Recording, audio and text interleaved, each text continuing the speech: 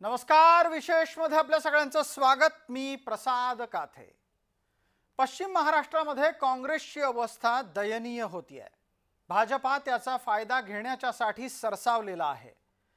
भाजपाला पश्चिम महाराष्ट्रामध्ये एकीकडे अजित पवारांनाही रोखायचंय आणि दुसरीकडे काँग्रेसही हद्दपार करायची आहे। दुहेरी आघाडीवर लढताना भाजपानं सांगलीच्या दादा घराण्यातला एक गट स्वतःकडे आणण्यात यश मिळवलंय। राष्ट्रवादीत जाणार अशी चर्चा असलेल्या जयश्री पाटील लवकरच भाजपात येतायत। त्या भाजपात काय येतायत आणि राष्ट्रवादीच्या ऐवजी त्यांनी भाजपाची निवड का केली, हे प्रश्न सध्या पश्चिम महाराष्ट्रातल्या अनेक धुरण्यांना पडलेले आहेत। आणि याच सगळ्या परिस्थितीमध्ये नक्की पश्चिम महाराष्ट्रात सत्ता समीकरण कसं बदलणार आहे तेही महत्त्वाचं आहे, पाहायला लागेल।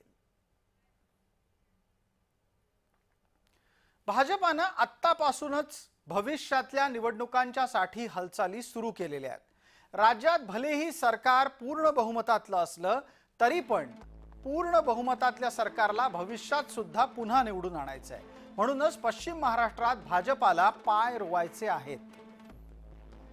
मदन पाटील गटाला भाजपानं त्यासाठी जवळ करायचं ठरवलंय। सांगलीतलं राजकारण त्या निमित्तानं सध्या फिरू लागलं आहे। वसंतदादांच्या पुण्याईचा लाभ भाजपालाही हवा आहे। वसंतदादा यांच्या पुण्याईमुळे प्रतीक पाटील अपक्ष असून सुद्धा खासदार होऊ शकले आहेत। वसंतदादांच्या एका गटाला सोबत घेऊन भाजपानं आपली खेळी खेळली आहे। जयश्री पाटील यांच्या भाजप प्रवेशाने भाजपाला फार मोठा फायदा होईल असं नाही, मात्र त्यामुळे वसंतदादा घराण्यातील या वारसदार वसंतदादा शेतकरी सहकारी बँकेच्या मुळे अडचणीत आलेलं हे कुटुंब, त्या कुटुंबाला बाहेर पडण्यासाठी त्यांनी भाजपचा आधार घेतला आहे। त्यामुळे ते भाजपमध्ये गेले आहेत।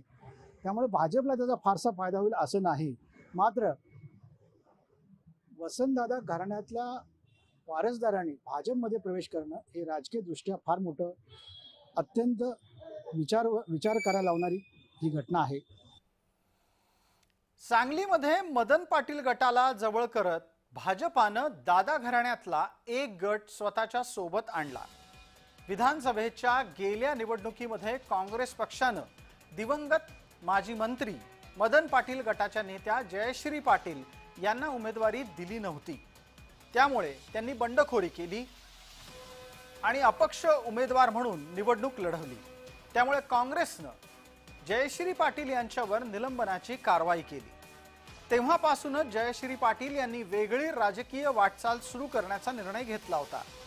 काही दिवसांपूर्वी जयश्री यांनी कार्यकर्त्यांची भूमिका जाणून घेतली आणि अखेर त्यांचा निर्णय पक्का झालेला आहे। जयश्री पाटील यांचं भाजपात येणं ही राजकीय खेळी आहे। ही खेळी आपल्याला स्वतंत्रपणे लक्षात घ्यायला हवी।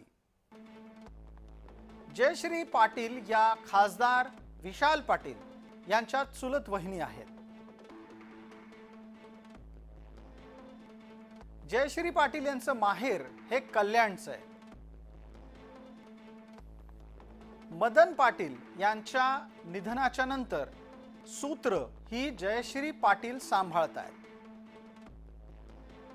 जयश्री पाटील सध्या सांगली जिल्हा मध्यवर्ती बँकेच्या उपाध्यक्ष आहेत। सांगली विधानसभेच्यासाठी जयश्री पाटील इच्छुक आहेत।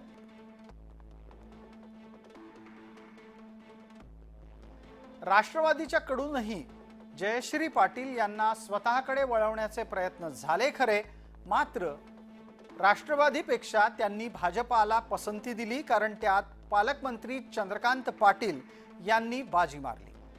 आमदार गाडगीळ आणि मंत्री चंद्रकांत पाटील यांच्यामुळे जयश्री पाटील भाजपात आले आहेत। जयश्री पाटील यांच्या भाजपात जाण्यानं सांगलीत काँग्रेसला भगदाड पडले, कारण जयश्री पाटील यांच्या सोबत काँग्रेसचे अनेक कार्यकर्ते पक्ष सोडणार आहेत। काँग्रेस नेतृत्वही नाही, राष्ट्रवादीत सन्मान नाही, म्हणून भाजप निवडलाय असे संकेत मिळत आहेत। जयश्री पाटील या मुख्यमंत्र्यांच्या उपस्थितीत मुंबईत प्रवेश करणार आहेत। या सगळ्या घडामोडी जर पाहिल्या तर वसंतदादा घराणं हे काँग्रेसची एकनिष्ठ असणारं घराणं आहे।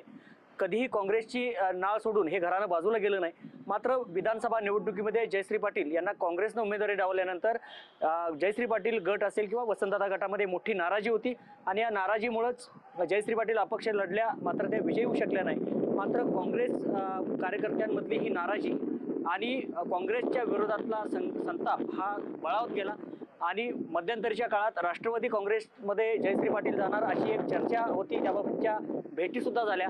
मात्र अचानक असं काय घडलं की जयश्री पाटील यांनी राष्ट्रवादीकडे न जाता अचानक भाजपाचा मार्ग, भाजपाचं कमळ हाती घेतलं।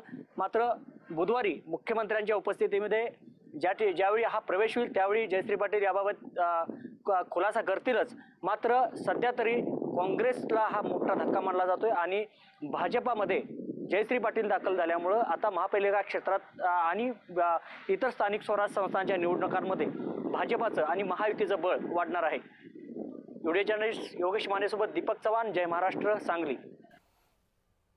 जयश्री पाटील यांनी भाजपाची निवड का केली असावी तेही लक्षात घ्या, कारण पडद्यामागे बरंच काही घडतंय। वसंतदादा शेतकरी सहकारी बँक सध्या अवसायनात निघालेली आहे।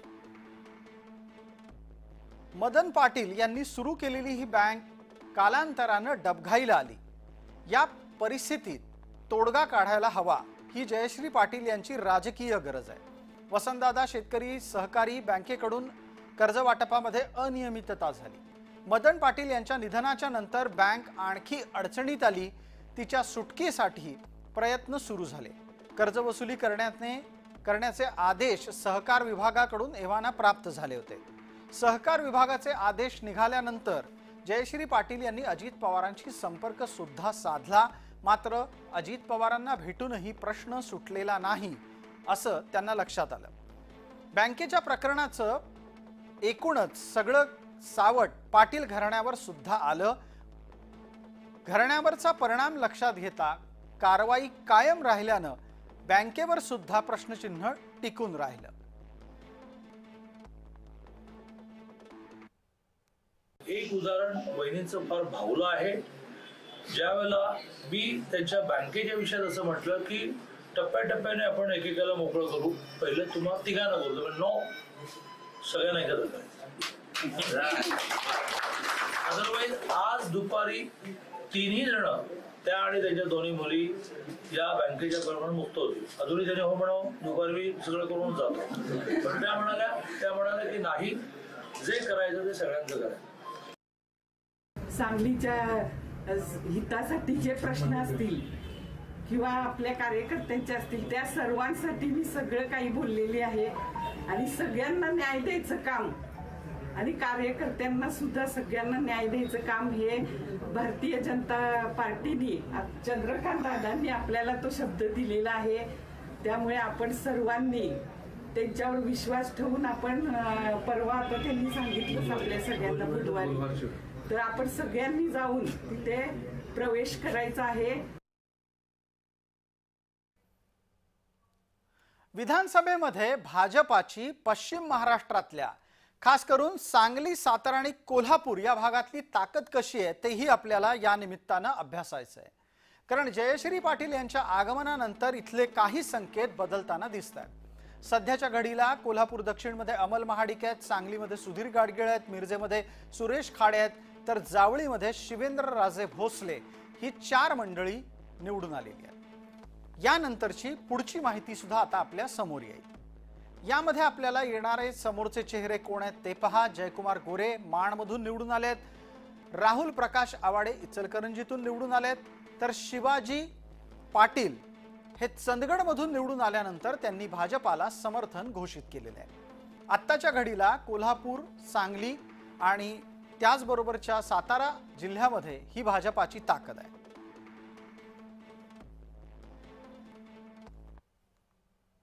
भाजपानं सांगलीतली खासदारकीची जागा गमावली, त्याची सल भाजपाला अद्यापही कायम आहे। अशा स्थितीमध्ये काँग्रेस समर्थित खासदाराला भविष्यात अडचणीत आणण्याचा प्रयत्न केला जातोय।